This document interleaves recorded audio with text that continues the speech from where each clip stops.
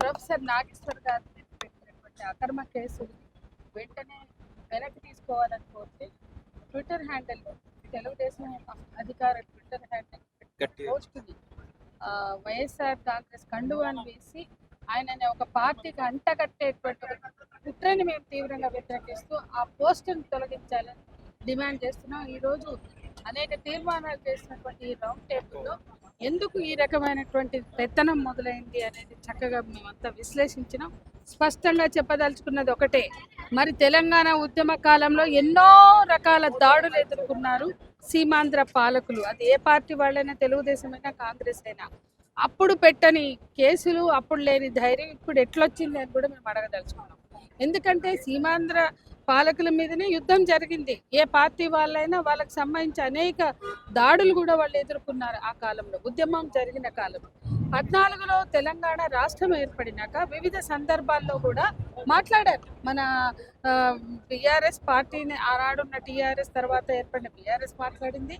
అట్లాగే ప్రజా సంఘాల వాళ్ళ మీద చాలా విషయాల్లో గట్టిగా మాట్లాడాం. అక్కడ మాట్లాడాం, ఇక్కడ మాట్లాడాం.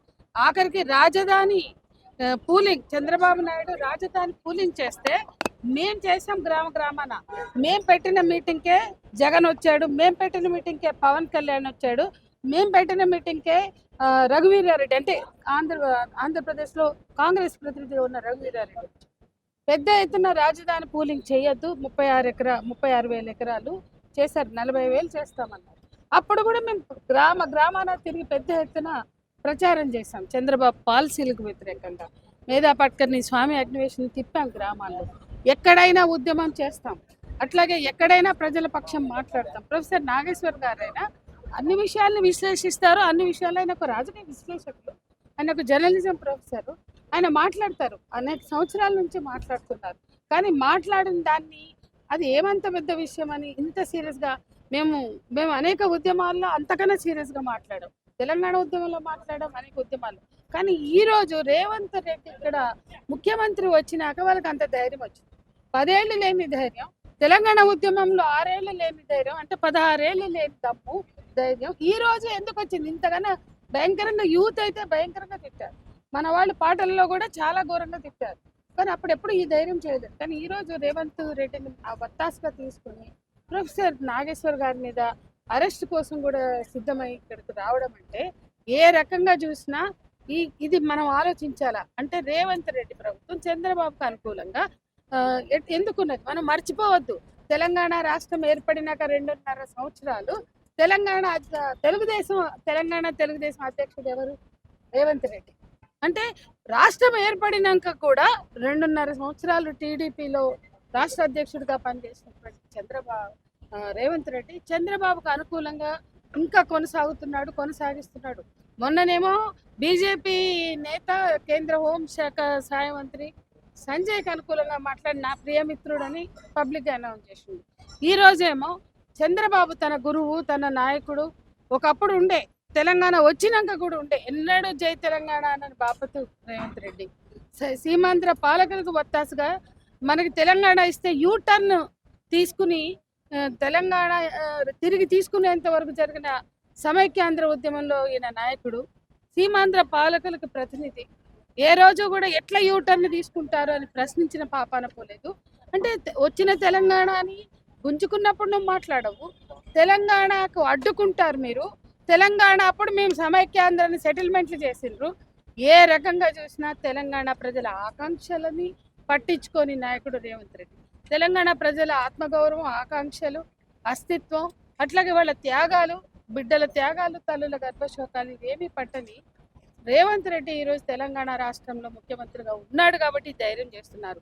వాళ్ళ పెత్తనాన్ని కొనసాగించడానికే ఈరోజు తెలంగాణ నేల మీద అడుగుపెట్టి ఈ రకమైనటువంటి దాడికి సిద్ధమయ్యారు.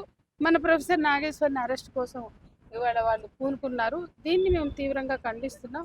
ఖచ్చితంగా తెలంగాణ ప్రజల మనోభావాన్ని దెబ్బతీసిన, తెలంగాణ ప్రజల ఆకాంక్షల్ని దెబ్బతీసిన, అట్లాగే ఇక్కడ ఉన్న ప్రొఫెసర్స్ లేదా ఇంకెవరైనా ఏ గొంతుకులైనా, అంటే కేంద్రం నువ్వు ఇచ్చిన వత్తాస్తో బీజేపీ వచ్చింది అధికారంలో.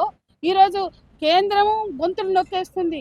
ఎన్కౌంటర్ల నుంచి రకరకాల అర్బన్ నక్సలైట్ల వరకు కేసులు పెడుతుంది, అందరి మీద ఊపాలు పెడుతుంది. కేంద్రం చేసే పని వీళ్ళ చంద్రబాబు కూడా కొనసాగించడానికి సిద్ధపడుతున్నాడు. కాబట్టి దీన్ని తీవ్రంగా వ్యతిరేకించి మనం వెనక్కి నెట్టబోతే రాబోయే కాలంలో తెలంగాణలో ఇటువంటి కేసులు పెరుగుతాయని చెప్తారు. పరిస్థితి ఇప్పుడు ప్రొఫెసర్ నాగేశ్వరరావు ఎట్లా అర్థం చేసుకోవచ్చు 13 సంవత్సరాల తర్వాత కూడా ఇటువంటి ఆంధ్ర పోలీసుల యొక్క నేను ఒకటే చెప్పాలనుకుంటున్నానండి. మే 19th ఎప్పుడో సారు ఛానల్లో ఆ వ్యాఖ్యలు చేశారు జనసేనను ఉద్దేశించి అండ్ అమిత్ షాతో జరిగిన మీటింగ్ గురించి. ఆ వ్యాఖ్యలు వైరల్ అయినప్పటి నుంచి కూడా జనసేన కానీ లేకపోతే టీడీపీ కానీ ప్రొఫెసర్ నాగేశ్వర్ క్షమాపణలు చెప్పాలి అని చెప్పి చాలా పెద్ద ఎత్తున క్యాంపెయిన్ రన్ చేశారు. ఆయన మీద చాలా ఒత్తిడి చేశారు, ట్రోల్ చేశారు అండ్ చాలా రకాలుగా ఆయన ఫొటోస్ని అత్యంత దారుణంగా చిత్రీకరించి స్ప్రెడ్ చేశారు, బూతులు తిట్టించారు. మొత్తం మెయిన్ స్ట్రీమ్ మీడియా కూడా పెద్ద పెద్ద డిబేట్లు చేసింది. అయితే ఇక్కడ నాది ఒకటే ప్రశ్న, ఆయన ఇప్పుడు ఆయన వ్యాఖ్యల్ని ఉపసంహరించుకున్నారు, మరి మీ ట్రోల్ సంగతి ఏంటి? టీడీపీ అఫీషియల్ హ్యాండిల్లో పోస్ట్ చేసిన వైఎస్ఆర్సీపీ కండువాతో ఉన్న సార్ ఫోటోని ఎందుకు ఇప్పటిదాకా మీరు రిమూవ్ చేయలేదు? ఎందుకు ఆయనకి క్షమాపణలు చెప్పలేదు? ఆయన ఉపసంహరించుకున్న తర్వాత మీరు కూడా ఉపసంహరించుకోవాలి అనేది ఒక కామన్ సెన్స్ కదా, అది ఇంగిత జ్ఞానం కదా. అట్లాంటి వ్యక్తి మీద మీరు ఒక పార్టీ కండువా వేసి పార్టీ ముద్ర వేస్తున్నారు అంటే దానికి సోర్స్ ఏంటి? ఆయన వైఎస్ఆర్సీపీ అని చెప్పి చెప్పడానికి మీరు చేస్తున్న ప్రచారానికి మీరు సోర్స్ అడుగుతున్నారు కదా. మీరు ఇంత పబ్లిక్గా చెప్తున్న దానికి ఆయన చేసిన వ్యాఖ్యలకి సోర్స్ ఏంటో ఆయన చెప్పారు. జర్నలిజంలో ఒక బేసిక్ ప్రిన్సిపల్ ఏంటంటే సోర్స్ని కాపాడాల్సిన బాధ్యత, సోర్స్ని ప్రొటెక్ట్ చేయాల్సిన బాధ్యత కూడా జర్నలిస్ట్ మీద ఉంటుంది. సో పొలిటికల్ జర్నలిజంలో సోర్స్ లేకుండా కూడా చాలా వార్తలు మనం చెప్తూ ఉంటాం. అంతెందుకు అన్ని పార్టీల నాయకులు కూడా మీడియాలోకి ఒక విషయాన్ని తీసుకెళ్ళాలి అంటే వాళ్ళు కెమెరాల్ని పక్కన పెట్టేసి, మైకుల్ని పక్కన పెట్టేసి మీడియా జర్నలిస్టులతో చిట్చాట్లు చేస్తుంటారు. వాటి ఆధారంగా చాలా న్యూస్ పేపర్స్, చాలా ఛానల్స్ వార్తలు రాస్తుంటాయి. సో అంటే మీకు అనుకూలంగా ఒక వార్త వచ్చినప్పుడు దానికి సోర్స్ అడుగుతారు, మీకు వ్యతిరేకంగా వచ్చినప్పుడు మాత్రం ట్రోల్ చేస్తారు, దాడులు చేస్తారు, బెదిరిస్తారు, కేసులు పెడతారు. సో ఇక్కడ జర్నలిస్ట్గా నా డిమాండ్ ఒకటే, తెలుగుదేశం పార్టీ ప్రొఫెసర్ నాగేశ్వర్ గారికి క్షమాపణ చెప్పాలి.